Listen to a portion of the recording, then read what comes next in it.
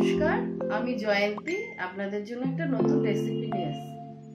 আজকের রেসিপিটা হলো ভেটকি মাছের পাতুরি সর্ষে পোস্ত দিয়ে।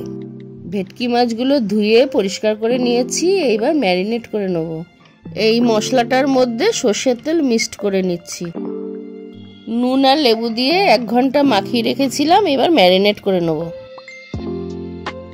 এই বাটাটার মধ্যে আছে 2 রকমের সর্ষে, পোস্ত, কাজু বাদাম ও গোটা শুকনো লঙ্কা। এইবার এইটা 1 ঘন্টার জন্য ঢেকে রেখে দিতে হবে। কলা পাতাগুলো কেটে সেঁকে নিয়েছি। এবার কলা পাতায় 1 পিস মাছ নিয়ে একটু গ্রেভি কাঁচা লঙ্কা দিয়ে বেঁধে নেব।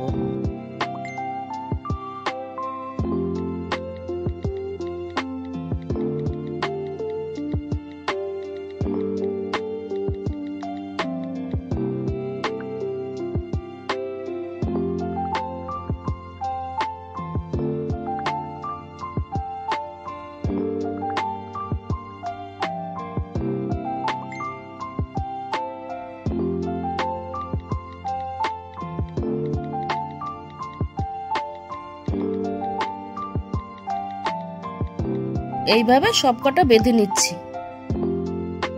সব মাছ বাঁধা হয়ে গেছে, এবার ভাজতে চলে যাচ্ছি। তেল গরম হয়ে গেছে কড়াতে, এবার কলা পাতা মোড়া মাছগুলো দিয়ে ঢেকে দেবো কমিয়ে। 10 মিনিটের জন্য ঢেকে দিচ্ছি। 10 মিনিট হয়ে গেছে, আবার উল্টে দিচ্ছি ওপিট করে। আবার ঢেকে দিচ্ছি 10 মিনিটের জন্য। দুপিঠে এইভাবে 20 মিনিট করে 40 মিনিট হতে হবে, তারপরে কমপ্লিট হয়ে যাবে আমাদের পাতুরি।